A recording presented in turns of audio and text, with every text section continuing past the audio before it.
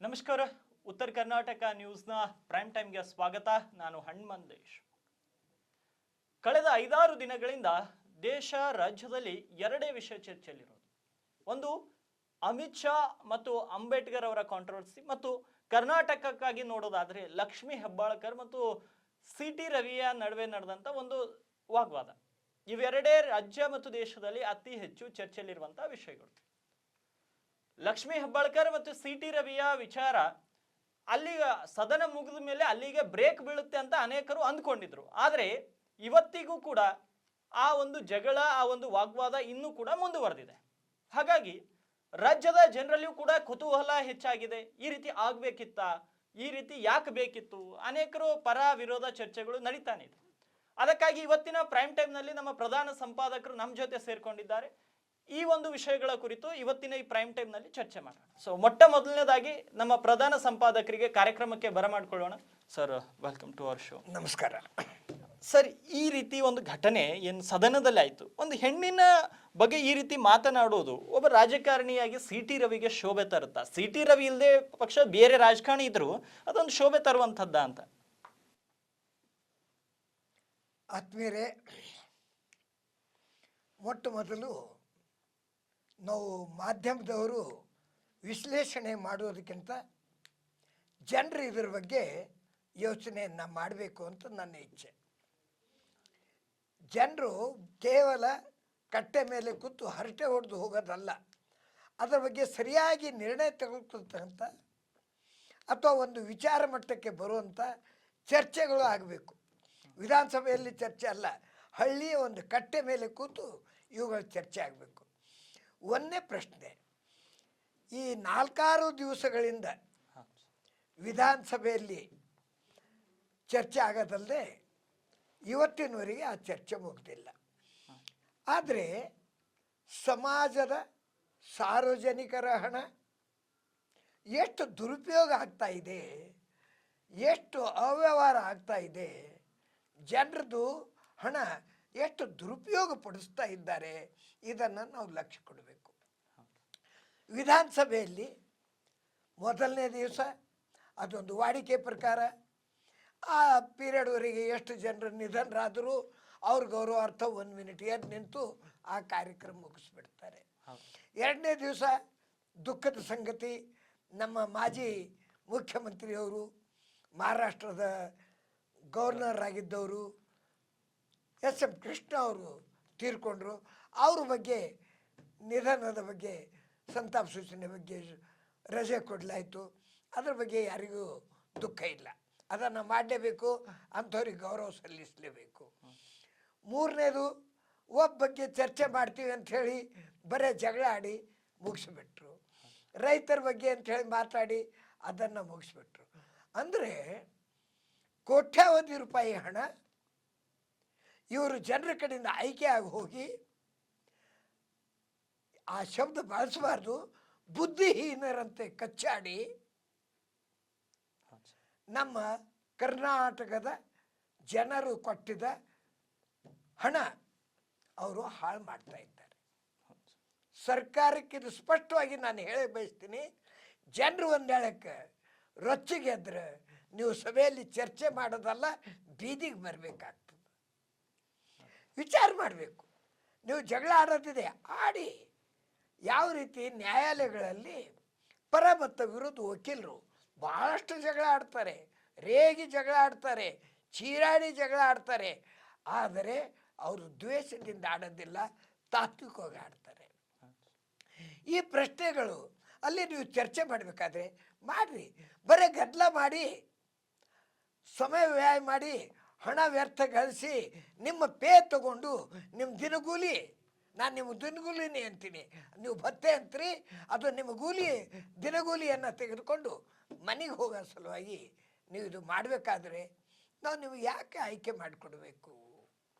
ಸಮಾಜಕ್ಕೆ ಏನು ಸಂದೇಶ ನೀವು ಕೊಡ್ತಾ ಇದ್ರಿ? ಇವತ್ತಿನ ದಿವಸ ಈ ರೀತಿಯಿಂದ ನಡೆದಿದ್ದು ತುಂಬ ಆಘಾತಕರ ಅಷ್ಟೇ ಅಲ್ಲ, ಅನ್ಯಾಯ, ಸಮಾಜದ ಮೇಲೆ ಅನ್ಯಾಯ. ಇದಕ್ಕೆ ಸಮಾಜ ದ್ರೋಹ ಅಂತ ಅನ್ನೋದು.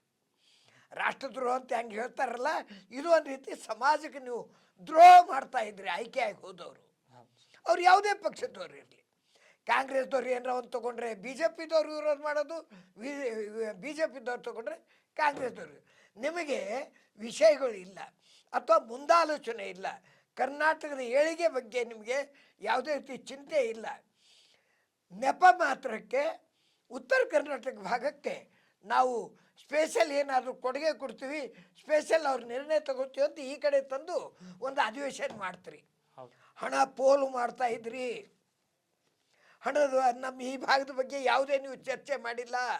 ಈ ಭಾಗಕ್ಕೆ ಏನು ಕೊಡುಗೆ ಕೊಡಬೇಕೋ ಕೊಟ್ಟಿಲ್ಲ, ಅಥವಾ ಇಲ್ಲಿ ಸಮಸ್ಯೆಗಳೇನಿವೆ ಅದ್ರ ಬಗ್ಗೆ ಕುಲಂಕುಷವಾಗಿ ನೀವು ಚರ್ಚೆ ಮಾಡಿಲ್ಲ. ಇದು ಅತಿ ವಿಷಾದದಿಂದ ಹೇಳಬೇಕಾಗ್ತದೆ. ಇನ್ನು ಮುಂದೆ ಒಂದು ಪ್ರಶ್ನೆ, ನಮ್ಮ ಹತ್ತಿರ ದೇವಿ ಅಂತ ಪೂಜೆ ಮಾಡ್ತೀವಿ, ಮಹಿಳೆಯರಿಗೆ ಲಕ್ಷ್ಮಿ ಅಂತೀವಿ, ಸರಸ್ವತಿ ಅಂತೀವಿ, ದೇವಿಗೆ ರುದ್ರ ಅವತಾರ ಅಂತ ಹೇಳ್ತೀವಿ. ಇಂಥ ಎಲ್ಲ ರೀತಿಯಿಂದ ರಾಕ್ಷಸರು ಸಂಹಾರ ಮಾಡಿದ್ದು ಹೆಣ್ಮಕ್ಳೇ ಅಂತ ಹೇಳ್ತೀವಿ. ಇಂಥದ್ದೆಲ್ಲ ಹೇಳುವಾಗ ಸಿ ಟಿ ರವಿ ಅವರು ಏನಾದರೂ ಅಪಶಬ್ದ ಆಡಿದ್ದಾರೆಯೇ? ಯಾಕಂದರೆ ನಾನು ವಿಧಾನಸಭೆಯಲ್ಲಿ ಕೂತಿಲ್ಲ ಸ್ವಾಮಿ, ನಾನು ವಿಧಾನಸಭೆಯಲ್ಲಿ ಇದ್ದಿಲ್ಲ. ಸುದ್ದಿ ಬಂದಿದ್ರ ಮೇಲೆ ನಾನು ವಿಮರ್ಶೆ ಮಾಡಬೇಕಾಗ್ತದೆ. ಅವರು ಆ ರೀತಿ ಏನಾದರೂ ಮಾತಾಡಿದ್ದಾರ? ಆಡಿದ್ದಾದರೂ ಏನು, ಆ ಶಬ್ದಗಳು ಯಾಕೆ ಹೊರಗೆ ಬರ್ತಾ ಇಲ್ಲ? ಹೇಳಾರ್ದಂಥ ಶಬ್ದ ಆಡ್ಯಾರ, ಹೇಳಾರ್ದಂಥ ಶಬ್ದ ಇದ್ದರೆ ವಿಧಾನಸಭೆಯಲ್ಲಿ ಹೆಂಗೆ ಹೇಳ್ತಾರೆ? ಹೇಳಿದ್ದ ಶಬ್ದ ಯಾವ ಅದು ಬಹಿರಂಗ ಪಡ್ತೀರಿ.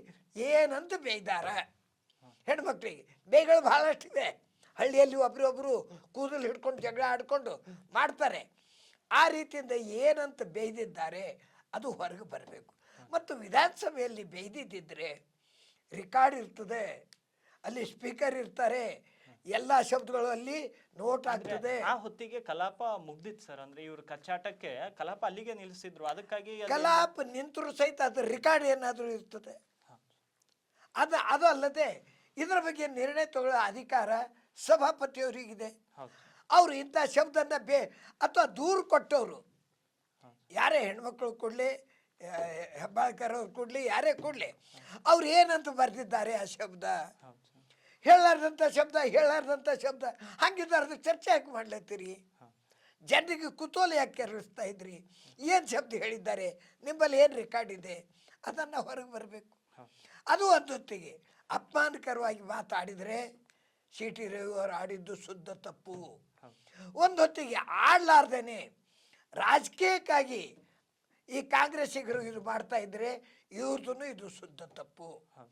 ಒಂದೊತ್ತಿಗೆ ಹೈಕೋರ್ಟ್ದಿಂದ ಸಿ ಟಿ ರವಿ ಇವರಿಗೆ ಬೇಲ್ ಕೊಟ್ಟರು, ಇವ್ರಿಗೆ ಅರೆಸ್ಟ್ ಮಾಡಿದೆ ತಪ್ಪು ಅಂತ ಹೇಳಿದ್ರು. ಆದರೆ ಆ ರೀತಿಯಿಂದ ಅರೆಸ್ಟ್ ಮಾಡಿ ಇವರನ್ನು ಒಂದು ಠಾಣೆಯಿಂದ ಮತ್ತೊಂದು ಠಾಣೆಗೆ ರಾತ್ರಿವರೆಗೆ ಅಡ್ಡಾಡಿದ್ರು. ಇವ್ರೇನು ದುಷ್ಕರ್ಮಿಗಳ, ಹೊರಗಿನಿಂದ ಏನಾದರೂ ಬಂದಿದ್ರ, ಇವ್ರೇನು ಡಕಾಯಿತ್ರ, ಕೊಲೆಗಡಕರ, ಈ ರೀತಿಯಿಂದ ರಾತ್ರಿ ಆಗಲು ಒಂದು ಇಡೀ ರಾತ್ರಿ ತಿರುಗಾಡಿಸಿದ್ದು ಏಕೆ? ನಾನು ಜನಸಂಘ ಬಿ ಜೆ ಪಿ ಪರ ಅಂತ ನಾನು ಹೇಳ್ತಾ ಇಲ್ಲ. ಆದರೆ ಒಬ್ಬ ನಾಗರಿಕನಾಗಿ ಶಾಸಕರು ಇರ್ಬೋದು, ಮಾಜಿ ಮಂತ್ರಿ ಇರ್ಬೋದು, ಏನಾರ ಇರಲಿ, ಆದರೆ ಒಬ್ಬ ವ್ಯಕ್ತಿಗೆ ಪೊಲೀಸ್ನವರು ಅರೆಸ್ಟ್ ಮಾಡಿ ಒಂದೇ ಠಾಣೆಯಲ್ಲಿ ಇಡ್ಬೋದಾಗಿತ್ತು. ಏನು ಅವ್ರು ಓಡ್ ಹೋಗ್ತಾ ಇದ್ರ ಅಥವಾ ಯಾರಾದರೂ ದಾಳಿ ಮಾಡ್ತಾ ಇದ್ರ? ಅಷ್ಟೆಲ್ಲ ರಾತ್ರಿ ಅಡ್ಡಾಡೋದು ಯಾಕೆ? ಮತ್ತೊಂದು ಸುದ್ದಿ ಮೂಲಕ ತಿಳಿದು ಬರ್ತಾ ಇದೆ, ಅವರಿಗೆ ಗದ್ದೆಗೆ ಹೊಲಕ್ಕೆ ತೆಗೆದುಕೊಂಡು ಹೋದರು ಅಂತೆ. ಕಾರಣ ಏನು? ಇವೆಲ್ಲ ಸಂಶಯಕ್ಕೆ ಅಡ್ಡಿಯನ್ನು ಮಾಡ್ತವೆ, ಸಂಶಯವನ್ನು ಹುಟ್ಟಿಸ್ತವೆ. ಒಟ್ಟಾರೆ ಈ ರಾಜಕೀಯ ಜನರಂದರೆ ವಿಧಾನಸಭೆಯಲ್ಲಿ ಕೂಡ್ಲಿಕ್ಕೆ ಲಾಯಕರಲ್ಲ ಅಂತಂಬುದನ್ನು ಅವರಾಗೆ ತೋರಿಸ್ಕೊಡ್ತಾ ಇದ್ದಾರೆ. ಅವ್ರು ಯಾವುದೇ ಪಕ್ಷದವ್ರು ಇರಲಿ, ಯಾವುದೇ ಪಕ್ಷದವ್ರು ಇವ್ರು ಸಾಚಾ ಇದ್ದಾರೆ ಅಂತಲ್ಲ, ಒಬ್ಬರು ತಪ್ಪು ಒಬ್ಬರು ಎತ್ತಿ ಬರೀ ಗದ್ದಲ ಮಾಡ್ತಾ ಇದ್ದಾರೆ. ವಿಷಯ ಮೇಲೆ ಚರ್ಚೆ ಆಗ್ತಾ ಇಲ್ಲ. ನೀವು ಬೇಕಾದಷ್ಟು ಭೀಕರವಾಗಿ ಚರ್ಚೆ ಮಾಡಿ. ಅಲ್ಲ ಸರ್, ಅವರು ಚರ್ಚೆ ಮಾಡಲಿ, ನಮ್ಗೆ ಸಮಸ್ಯೆ ಇಲ್ಲ. ಈ ರೀತಿ ಸಣ್ಣ ಪುಟ್ಟ ಜಗಳಗಳು, ಒಂದು ಪಕ್ಷದಿಂದ ಹೋರಾಟ ನಡೆಸೋ ಎಲ್ಲವೂ ಬೆಳಗಾವಿ ಅಧಿವೇಶನದಲ್ಲಿ ಯಾಕಾಗುತ್ತೆ? ನಮ್ಮ ಭಾಗದವ್ರು ಚರ್ಚೆ ಆಗುವಂತ ಸಂದರ್ಭದಲ್ಲಿ ಯಾಕಾಗಬೇಕು? ಅಲ್ಲ, ಜಗಳಗಳು ನಮ್ಮ ಭಾಗದಲ್ಲಿ ಆಗ್ತಾವಂತಲ್ಲ. ಅಲ್ಲಲ್ಲ, ಜಗಳ ಅಲ್ಲ ಸರ್, ಇಲ್ಲಿ ಬಂದಾಗ ಜಗಳ ಆಡ್ತಾರೆ, ಇಲ್ಲಿ ಇಡ್ಲಿಕ್ಕೆ 4-5 ದಿವಸ ಕೊಡ್ತಾರೆ, ಅದು ಜಗಳದಲ್ಲೇ ಕಳೀತಾರೆ. ಅದಕ್ಕೆ ಸ್ಪಷ್ಟವಾಗಿ ಹೇಳಬೇಕಾಗ್ತದೆ, ನೀವು ಕಡೆ ಬರೇಬೇಡ್ರಿ ಅಂತ ಹೇಳಬೇಕಾಗ್ತದೆ. ಅಥವಾ ಒಂದು ತಿಂಗಳದ್ದು ಚರ್ಚೆ ಏನಿರ್ತದೆ ಈ ಭಾಗದಲ್ಲಿ ಇಡ್ರಿ, 4 ದಿನದ್ದು ನೀವು ಬೆಂಗಳೂರಿನಲ್ಲಿ ಇಡ್ರಿ ಅಂತ ಹೇಳಬೇಕಾಗ್ತದೆ. ಮುಂದೆ ಒಂದು ಆಂದೋಲನ ಮಾಡಬೇಕಾಗ್ತದೆ.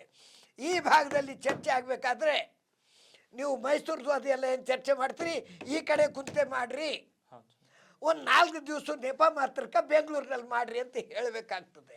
ಇದು ಯಾಕೆ ಹೇಳಬೇಕಾಗ್ತಂದ್ರೆ ನಿಮ್ಮದು ಇದು ಅವ್ಯವಹಾರಕ್ಕಾಗಿ, ಅನೀತಿಗಾಗಿ, ಅಥವಾ ಈ ಭಾಗದವರಿಗೆ ಬರೀ ಕಣ್ಣು ಒರೆಸಲಿಕ್ಕೆ, ನಿಮ್ಮ ಕಡೆ ಒಂದು ಅಧಿವೇಶನ ಮಾಡಿದ್ವಿ ಅಂತ ತೋರಿಸ್ಲಿಕ್ಕೆ ಏನು ಮಾಡ್ತಾ ಇದ್ರಿ, ಇದು ಸರಿಯಾದದಲ್ಲ.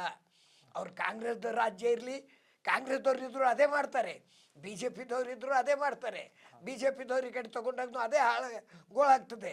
ಅದಕ್ಕಾಗಿ ದಯಮಾಡಿ ನಾ ಮತ್ತೆ ಪುನಃ ಪ್ರತಿ ಸಲ ಹೇಳಿದಂತೆ ಜನರಿಗೆ ಹೇಳ್ತೀನಿ, ಇಂಥ ಅವಿವೇಕಿ ಜನರಿಗೆ ಆರಿಸೋದು ಕಡಿಮೆ ಮಾಡ್ರಿ, ಇಂಥ ಜನರಿಗೆ ವಿಧಾನಸಭೆಗೆ ಕಳಿಸ್ಬೇಡ್ರಿ, ಇಂಥ ಜನರು ವಿಧಾನಸಭೆ ಕಟ್ಟೆ ಹತ್ತಬಾರ್ದು, ಆ ರೀತಿಯಿಂದ ಮಾಡ್ರಿ. ಪಾರ್ಲಿಮೆಂಟ್ಗೆ ಹೋದವರು ಅಲ್ಲಿ ಕಚ್ಚಾಡ್ತಾರೆ, ಇಲ್ಲಿ ಆಡ್ತಾರೆ, ಅದರಲ್ಲಿ ಎಲ್ಲರೂ ಕಚ್ಚಾಡೋರಿಲ್ಲ. ಒಳ್ಳೆಯ ರೀತಿಯಿಂದ ಚರ್ಚೆ ಮಾಡೋರಿದ್ದಾರೆ, ಮೇಧಾವಿ ಜನರಿದ್ದಾರೆ, ರಾಷ್ಟ್ರದ ಬಗ್ಗೆ ಅಭಿಮಾನಿ ಇದ್ದವ್ರು ಜನರಿದ್ದಾರೆ. ಅಂಥ ಜನರನ್ನು ಅವ್ರು ಯಾವುದೇ ಪಕ್ಷದವ್ರು ಇರಲಿ ಅವ್ರಿಗೆ ಸೆಲೆಕ್ಟ್ ಮಾಡಿ ಕಳಿಸ್ರಿ. ಆದರೆ ಬೇರೆ ಜನರಿದ್ದವ್ರಿಗೆ, ಗೊಳ್ಳಿದ್ದವ್ರಿಗೆ, ಒಬ್ಬ ಏನೂ ಬರಲಾರಂಥ ಜನರಿಗೆ ಕಳಿಸ್ರಿ. ಪಾಪ ಅವರಲ್ಲಿ ಕುಂತು ಹೇಳಿದ ಕೇಳಿ ಅದ್ರ ಮನೆಗೆ ಬರ್ತಾರೆ. ಸಮಾಜದ ಹಣ ಹಾಳಾಗೋದಿಲ್ಲ. 4 ಜನರಲ್ಲಿ ಏನು ನಿರ್ಣಯ ತೆಗ್ತಾರೋ ಅದು ಅದ್ರ ಜಾರಿಯಲ್ಲಿ ಬರ್ತದೆ. ಇವರು ಅತಿ ಶಾಣ್ಯರಾಗಿದ್ದು ಅಲ್ಲಿ ಅವರೇ ಕಚ್ಚಾಡ್ಲಿಕ್ಕೆ ಹೋಗ್ತಾ ಇದ್ದಾರೆ. ಇದು ರಾಷ್ಟ್ರಕ್ಕೆ ಹಾನಿ, ಇದು ರಾಷ್ಟ್ರದ್ರೋಹ, ಸಮಾಜ ದ್ರೋಹ. ಆಯ್ಕೆ ಮಾಡಿದಂಥವ್ರಿಗೆ ನೀವು ಅಪವಾದ ಮಾಡ್ತಾ ಇದ್ರಿ, ಅವ್ರನ್ನ ಅಪಮಾನ ಮಾಡ್ತಾ ಇದ್ರಿ ಅಂತ ಹೇಳ್ತೀನಿ. ಅದಕ್ಕೆ ಇದು ಆದಷ್ಟು ಬೇಗನೆ ನಿಲ್ಲಬೇಕು.